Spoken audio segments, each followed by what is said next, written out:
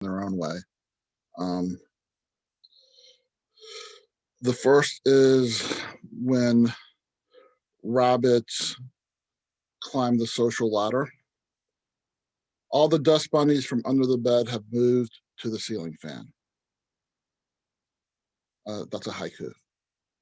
Second is maybe two people's separate journeys during one situation, and why why you don't know all your words are tattooed on your face. You told me my house was made of straw. You were the big bad wolf. Your words were hurricane force winds that blew my house down. I grew my next crop of hay in red clay so my next home could resist you. Then your words were made of fire, and my charred skin broke off, revealing a leathery elephant hide that was heat and flame proof. So you decided to let your words spit acid in my face, but the tears that rolled over the hardened scars on my cheeks learned to repel it. All your words, even when you try to be nice, are laced with ruinous disdain. But when you speak at others, you are actually talking to yourself. Wind has permanently mussed your coif, leaving you unkempt looking. Fire has singed your eyebrows, permeating your warped conscience with the putrid aroma of burnt human hair. All that acid you consumed has etched nooks and crannies into your soul that can only be filled with regret. Welcome to the mirror you have chosen to live in. So you can afford the gas bill, but think of the energy you'll save. There are times when it's best to stay quiet and say nothing.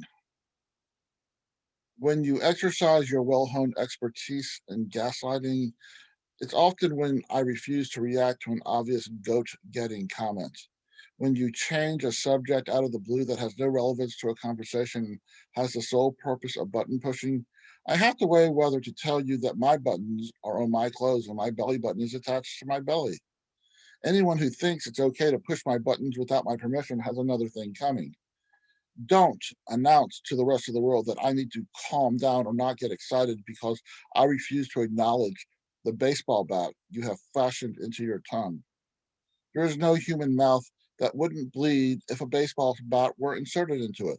Yet you do it to yourself when you connect propane tanks to your words and actions to light up the sky that is any conversation you are part of, converting it to a spectator sport of which you are the only competitor. When I attend a baseball game, I prefer to watch without distraction. Maybe squirt mustard onto a soft pretzel delivered by a teenager carrying a styrofoam ice chest. Because it's okay to just watch sometimes.